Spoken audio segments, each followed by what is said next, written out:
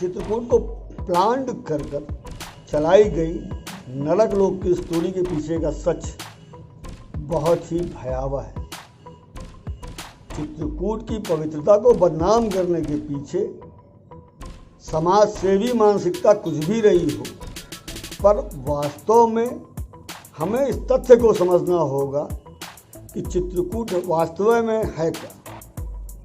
गोस्वामी तुलसीदास जी ने देवताओं पर, नागों पर, किन्नर पर, दिक्पालों पर और भी तमाम लोगों पर कुल 4 लाइनें अपनी रामचरितमानस में लिखी, लेकिन हमारे पास जो तथ्य हैं उसके अनुसार गोस्वामी तुलसीदास जी ने कोल किरातों पर पूरी 18 लाइनें लिखी। इसका साफ अर्थ यह है कि कोल किरात उनके लिए कितने महत्वपूर्ण थे। 11.5 साल जब वह चित्रकूट में रहे तो कोल किरातों ने उनके भोजन की, उनके निवास की, उनकी अन्य यहाँ पर रहने की सभी व्यवस्थाएं की। अब इस विशेष जाति को, जिसको यज्ञदत्त पाठक जी कहते हैं कि वास्तव में उस समय कोल किरात पहले से यहाँ पर देवता ही बनकर आ गए थे और देवता ही कोल किरात थे कि उन्हें प्रभु की सेवा का अवसर मिले।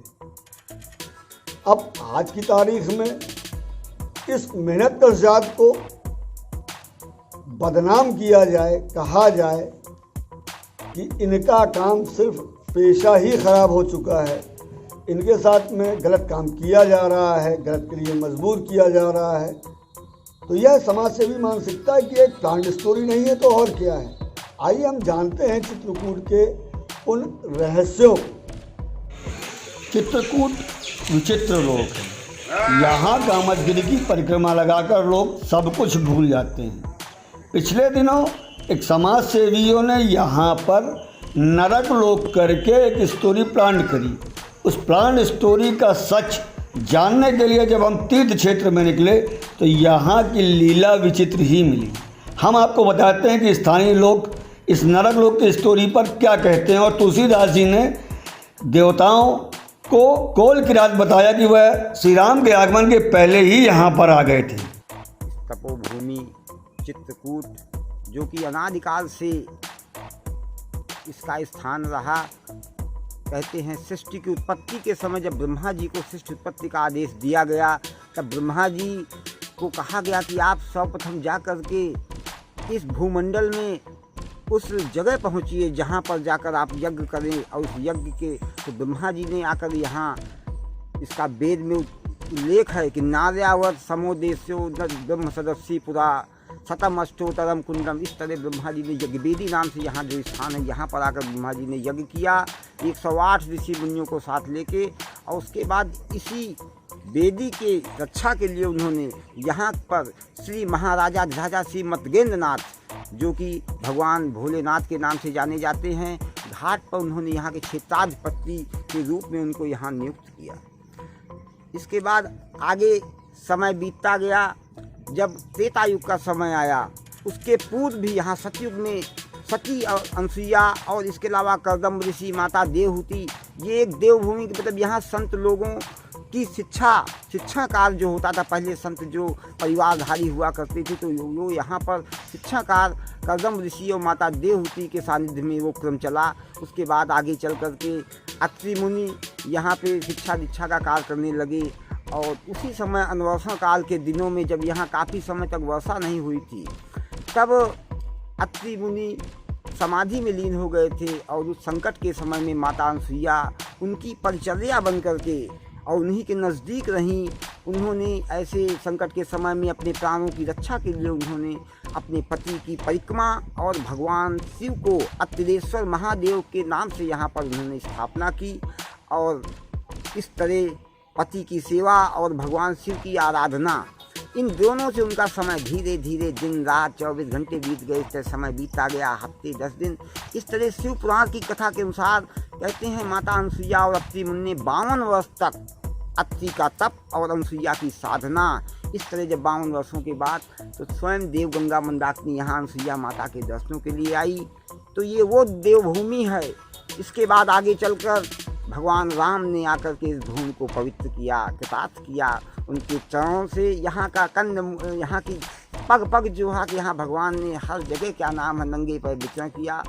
तो उस समय जब भगवान राम यहाँ आए, तो उस समय संत लोग जब भगवान यहाँ आए, तो उस समय यहाँ सिर्फ संत लोग रहा करते थे। तो जब भगवान की खबर देवताओं को पता चली, तो देवता लोग यहाँ पर आए। और सर्वप्रथम रामायण में इसका वर्णन है कि अमर नाग किन्नर दिशपाला, चित्रकूट आए तिहि काला, चित्रकूट रघुनंदन छाए, समाचार सुन सुन मुनि आए। कि मतलब तुलसीदास जी ने यहाँ पर रामायण में 4 लाइनों में भगवान का और राम जी का मिलन दिखा दिया। उसके बाद भगवान ने उनको विदा किया कि जाओ आप लोग आनंद से जाओ, और मैं आपका दुख आ गया है समय दूर करूँगा। इस तरह जब देवता लोग विदा हुए, तब ऋषि मुनि लोग उन्होंने जब देखा कि अरे यहाँ वायुयान आ रहे हैं बड़े बड़े, कौन है भाई हमारे इस जंगल में, तो वो लोग भी भगवान की तरफ दौड़े। तब उन्होंने भी ब्रह्म का दर्शन करके तो श्री राम चित्रकूट आए, उनके साथ भरत आए। भरत ने अनुनय विनय की, वापस अयोध्या चलने की, पर राम नहीं गए। राम यहीं बस गए, और राम ने यहाँ के कोल किरातों के साथ जो संबंध स्थापित किए, वह आज भी लंबे समय तक याद किए जाते हैं। और यही बात बाबा तुलसीदास जी ने अपनी रामचरितमानस में लिख कर बताई। स्थानीय संत यज्ञदत्त पाठक अपने शब्दों में इसे साफ तौर पर बताते हैं। ये दोनों देवता और ऋषि, ये ज्ञानी भक्त की तरह ये जानते थे यही ब्रह्म है, लेकिन इनको तुलसी बाबा ने 4 लाइनों में इन दोनों का मिलन करा दिया। इसके बाद यहाँ के कोल किरात के लिए तुलसी बाबा जी ने 18 लाइनें लिखी हैं। जैसी उसकी शुरुआत होती है, कोल किरात बेश धरि आए। यहाँ पे कोल किरात देवता ही लोग पहले यहाँ पर भगवान को के लिए, जब भगवान वहाँ उतार लेंगे तो हम कैसे उनके बीच पहुँचेंगे। तो ये कोल किरात देवता लोग यहाँ बन करके पहले से इंतजार कर रहे थे।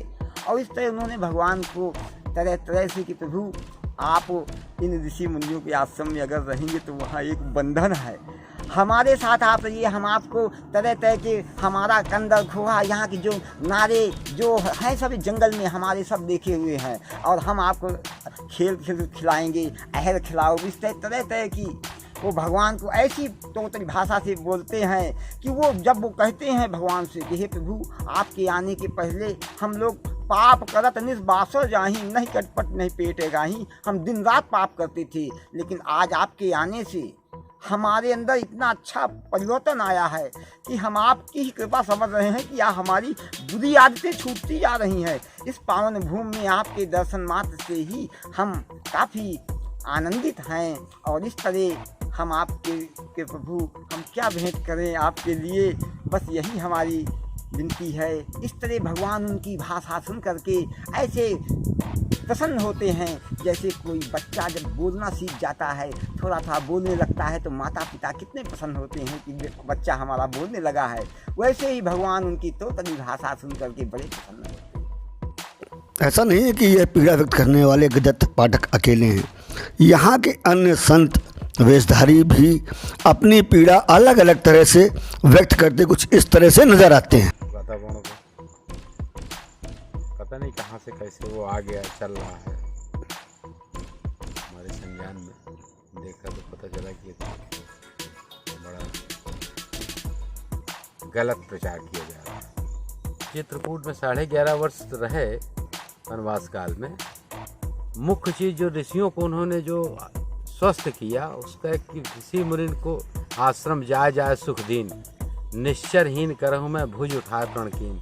भगवान ने यहाँ भुज उठा के प्रण किया है कि मैं इसको स्वर्गलोक में बदल के जाऊँगा, यहाँ के निशाचरों का नाश करते हुए आगे बढ़ूँगा। भगवान ने निशाचरों का नाश किया, ऋषि मुनियों को तपस्या दिनचर्या के लिए आश्वस्त किया, खूब प्रेम से भगवान को स्वर्ग का आनंद लें। चली अभी डिबेट चली है, इससे बड़े आबद्ध महसूस होता है। ये कोल भील बड़ी स्वाभिमानी जात होती है, जंगल में अपने जंगल से गुजारा करती है, जंगल के फल फूल वनस्पति जड़ी बूटी इत्यादि से। ऐसा कुछ नहीं है इनसे बुलवाया गया कहीं से कैसे क्या करके, इससे बड़ी दिक्कत हुई, बहुत लोगों को ठेस पहुंची कि ऐसा कुछ नहीं है। ये बड़ी कर्मठ जात होती है, बड़ी मेहनतशील होती है। अभी तेंदुआ पत्ते का वो चला, सरकार इनको तरह तरह के बीच में काम देती रहती है, जड़ी बूटी उत्पादन सब खरीदती है यहाँ के जो भी वन उपज है। इनको खदान वदान में जाने वाला कोई वो काम ही नहीं है। चित्रकूट क्षेत्र परिसर के बाहर से कहीं से कोई आ जाए, कहीं करवी में रह रहा है, कहीं वहाँ रह रहा है, वो इनसे जो विलग हो गए हैं, जैसे कहते नहीं कुछ लोग अपने लाइन से बेलाइन हो जाते हैं, वैसे कुछ लोग कहीं टकरा गए हों, मिल गए हों, बोल दिए हों, बात अलग है। जो यहाँ के पुश्तैनी आदिवासी हैं उनका एक अलग कल्चर है, वो एक अलग तरह के बड़ी स्वाभिमानी जात होती है। ये प्रकृति के ऊपर निर्भर रहती है।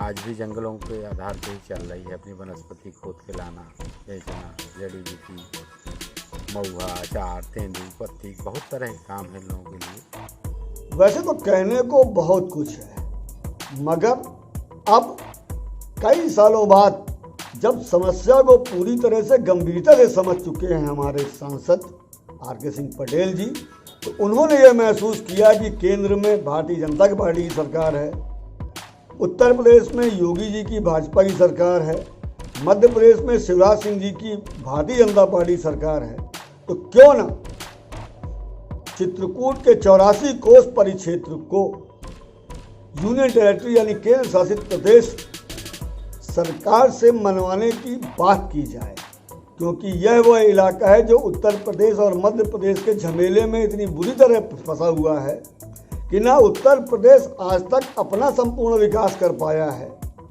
जबकि मध्य प्रदेश का हाल तो और भी बुरा है। आज की तारीख में यहाँ पर यूनियन टेरिटरी बनाए जाने के लिए सभी किस्म की सुविधाएं भी लगभग मौजूद हैं। दिल्ली से जुड़ाव के लिए बुंदेलखंड एक्सप्रेसवे बन चुका है, तो बाहर से तीर्थयात्रियों और अन्य लोगों को आने के लिए हवाई अड्डा लगभग पूरा होने वाला है। मोदी जी ने डिफेंस कॉरिडोर का शुरुआत कर यहाँ पर लोगों को उद्योगों के लिए एक नया जीवन दे दिया है। इसके साथ ही जिस तरह चित्रकूट आने वाले समय में बदलेगा, उसको देखकर यहाँ पर जो जंगल हैं वहाँ पर मौजूद सैकड़ों किस्म के अलग अलग तरह के आश्रमों को विकसित करना बहुत ज़रूरी हो चुका है। ऐसे में सिर्फ केंद्र सरकार ही है जो कर सकती है यहाँ का संपूर्ण विकास, और वैसे भी स्वामी रामभद्राचार्य, नानाजी देशमुख ऐसे लोग यहाँ पर रहे हैं जिन्होंने पहले भी यूनियन टेरिटरी बनाए जाने की मांग पुरजोरी के साथ की थी। रामभद्राचार्य महाराज तो चित्रकूट को विश्व की आध्यात्मिक राजधानी मानते हैं, और वह कहते हैं कि अगर कभी ईसाइयों ने अपने देश में एक अलग देश वेटिकन सिटी बनाकर उसको अपनी आध्यात्मिक सांस्कृतिक राजधानी बना रखा है, तो क्यों ना चित्रकूट को हम आध्यात्मिक और सांस्कृतिक राजधानी बनाने के लिए प्रयास करें। हालांकि अभी तक उन्होंने सिर्फ डायलॉगबाजी ही की है, आज तक कोई इतना बड़ा प्रयास कभी उनके द्वारा चित्रकूट को यूनियन टेरिटरी बनाए जाने के लिए नहीं किया। ये बात और है कि नानाजी देशमुख ने 4-5 पत्र पहले लिखे थे, लेकिन उनके बाद अब इस डिमांड के पीछे शून्यता आ गई। ये जो चित्रकूट का 84 कोस का परिक्रमा क्षेत्र है, परिक्षेत्र है, यहाँ से लेके धारकुंडी आश्रम मध्य प्रदेश में है, वहाँ तक का बहुत सारे स्थल है हमारे जो बहुत पौराणिक स्थल है, पूरे पाठा की धरती पर जगह जगह बिखरे हुए हैं अलग अलग। उन सारे स्थानों को जोड़ करके चित्रकूट परिक्षेत्र एक लगभग 84 कोस का है। ऋषियन जैसा आश्रम भी उसी में है, जहाँ पर भगवान जब आए थे तो ऋषियन आश्रम से होकर के चित्रकूट में प्रवेश किए। आपका लालापुर से लेकर के बहुत सारे आश्रम गिनाऊंगा, बहुत सारे आश्रम। तो उन सारे आश्रमों को जो यूपी में भी है, एमपी में भी है, उनको जोड़ करके एक परिक्षेत्र बनाया जाए, और ये चित्रकूट फ्री जोन करके इसको परिक्षेत्र को फ्री जोन कर दिया जाए। इसका जो एक यूपी एमपी का बॉर्डर का जो क्षेत्र, यूपी के लोग यूपी में घुसते हैं, उनको अलग टैक्स, वहाँ की बसें का, यहाँ के टैक्सियों का, वहाँ का, तो इस तरह से जो आना जाना रुका रहता है, ये सब खत्म करके और ये फ्री जोन करके एक पूरा परिक्षेत्र बना दिया जाए, चित्रकूट परिक्षेत्र। और उसमें दोनों सरकारों का हस्तक्षेप न करके केंद्र का जो एक मैं समझता हूँ एक उसमें बैठना चाहिए। लाभ ये कि यूटी बनना चाहिए, यूनियन टेरिटरी का होना और चाहिए, ये अलग से उसका एक सुपरविजन करने का इसका एक अधिकारी बैठना चाहिए अलग से जो उसकी मॉनिटरिंग करे। तो इस तरह से मेरा एक आग्रह है, मैंने एक सुझाव भी दिया है और मेरी मांग है कि इसका अलग से एक बनाया जाना चाहिए।